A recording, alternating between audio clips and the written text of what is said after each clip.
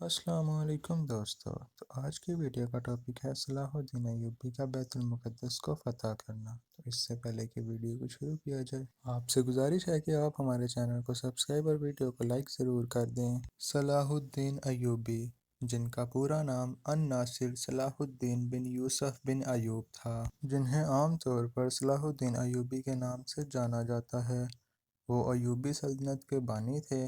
وہ نہ صرف تاریخ اسلام بلکہ تاریخ عالم کے مشہور ترین فاتحین حکمران میں سے ایک تھے۔ یہ 1138 میں یعنی 1138 میں عراق کے شہر تکریت میں پیدا ہوئے۔ صلاح الدین کی ایوبی سلطنت نے مصر، شام، یمن، عراق، حجاز اور دیار باقر پر حکومت کی۔ سلطان صلاح الدین ایوبی رحمۃ اللہ علیہ کو بہادری، فیاضی، حسن خلق، سخاوت اور بردباری کے باعث نہ صرف مسلمان بلکہ مسیحی بھی عزت کی نگاہ سے دیکھتے تھے، اور ان کی زندگی کا سب سے بڑا کارنامہ بیت المقدس کو فتح کرنا ہے۔ ناظرین، بیت المقدس کب اور کس نے فتح کیا؟ آئیے اس پر نظر ڈالتے ہیں۔ حطین کی فتح کے بعد صلاح الدین نے بیت المقدس کی طرف رخ کیا۔ ایک ہفتہ تک خونریز جنگ کے بعد مسیحیوں نے ہتھیار ڈال دیے اور رحم کی درخواست کی۔ بیت المقدس پورے 88 سال بعد دوبارہ مسلمانوں کے قبضہ میں آیا اور تمام فلسطین سے مسیحی حکومت کا خاتمہ ہو گیا۔ بیت المقدس کی فتح صلاح الدین ایوبی کا عظیم عالیشان کارنامہ تھا۔ اس نے مسجد اقصی میں داخل ہو کر نور الدین زنگی کا تیار کردہ منبر اپنے ہاتھ سے مسجد میں رکھا۔ اس طرح نور الدین زنگی کی خواہش اس کے ہاتھوں پوری ہوئی۔ صلاح الدین ایوبی وہ پہلے حکمران تھے جو دو مقدس مساجد کے نگہبان کہلائے گئے تھے۔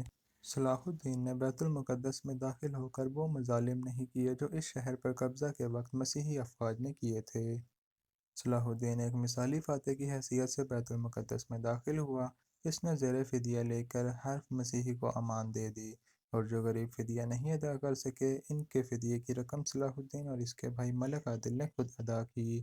بیت المقدس پر فتح کے ساتھ یروشلم کی وہ مسیحی حکومت بھی ختم ہو گئی جو فلسطین میں 1099 سے قائم تھی۔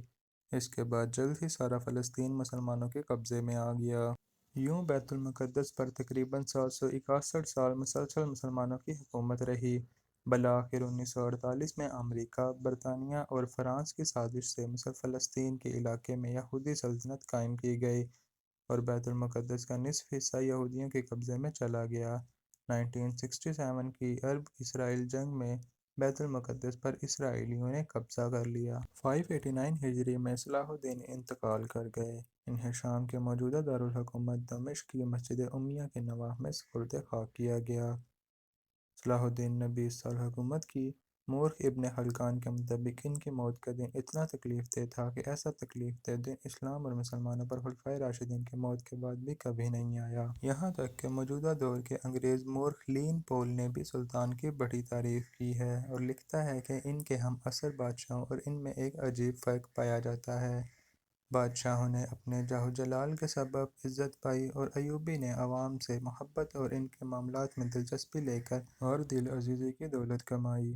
صلاح الدین ایوبی کی قائم کردہ حکومت ان کے والد نجم الدین ایوب کے نام پر ایوبی کہلاتی تھی۔ صلاح الدین ایوبی اگرچہ ایک دانش مند اور قابل حکمران تھے، لیکن وہ خود کو روایتی تصور سے آزاد نہ کرا سکے۔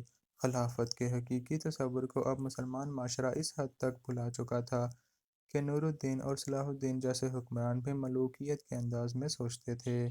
جانشینی کے معاملے میں صلاح الدین نے وہی غلطی کی جو سب سے پہلے ہارون الرشید نے کی تھی اور سلجوقیوں کے بعد سے تمام حکمران کرتے چلے آ رہے تھے۔ انہوں نے زمانے کے غلط رواج کے تحت اپنی سلطنت 3 لڑکوں میں تقسیم کر دی۔ نتیجہ یہ ہوا کہ طاقتور سلطنت تقسیم ہو کر کمزور پڑ گئی۔